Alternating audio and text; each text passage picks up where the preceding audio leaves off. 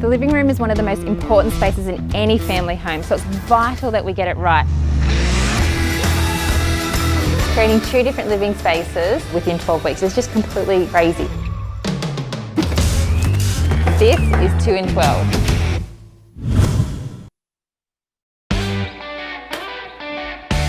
The biggest difference between these 2 spaces will be our choice of flooring. On our side, we've gone for this really beautiful light blonde engineered oak floor, which is going to make it feel all warm and fuzzy and cozy and really homely. And then in our investment side, we've gone for a really gorgeous dark chocolate rich engineered oak floor, and that's just going to make the kitchen and all the furniture on it really pop. I think the shape of the living room is the best aspect. Architecturally, there was no way we were able to get any more width, any more length due to the site, but we were able to get the height, and it really feels big and warm and open. You've got massive doors and lots of skylights, so the room is just flooded with natural light. Whatever you put in there, it's going to look good because there's so much open, airy space. I chose the modern oak from Signature Floors because it has the more even appearance. It's also finished with 6 layers of lacquer, which means that it's super durable, perfect for those high traffic areas. On the investment side, I chose the Paris oak, so it's this really beautiful chocolate, and it works so well with my classic coastal style that I'm going for. I love this floor. It was definitely a risk, but I think it's just so going to pay off. Gorgeous soft blue linen sofa, and then I'm doing natural woven rug, little side table, simple entertainment unit. I'm going to have massive artwork on that wall there. It's going to look so good. Yeah, happy days. So I'm choosing the furniture for my living and dining spaces today. I'm on the Herb Mature website. I love their dining tables. I've just got to decide between a U-shaped leg or a cross leg. I think I'm going to go for the cross because I can maximise the amount of people I can sit around my table. It's been really stressful having to work from my car, from the library or from a cafe, but I'm really looking forward to getting back into my own space. I can't wait to see what it looks like once all the furniture's in.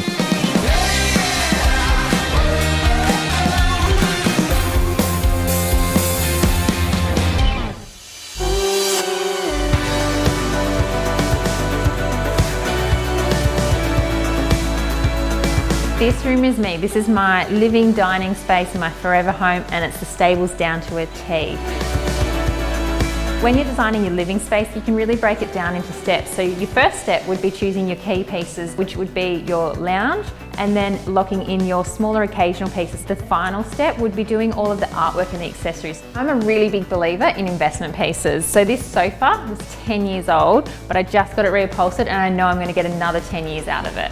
This entertainment unit from Click On Furniture is actually really versatile because it's so clean line. It actually works with a whole range of different styles, not just contemporary Australian. All the colours, like it all just came together. I'm just so happy with the end result. I created this look by using pieces from Oz Design. The key to creating a coastal space is using lots of natural materials, lots of layering, and then also textures. The extra work on the ceilings really paid off. I think that's why it looks so good.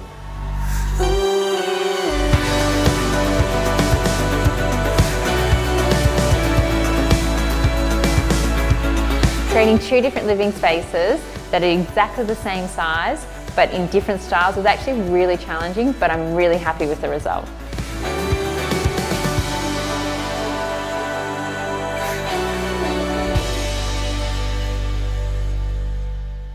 This is going to be an amazing family space. I knew before we started that there was an issue with the sewer. We've got the water tanks about to go in. That looks so tight. Is it going to fit? It finally looks like an outdoor living space, not just a pile of dirt.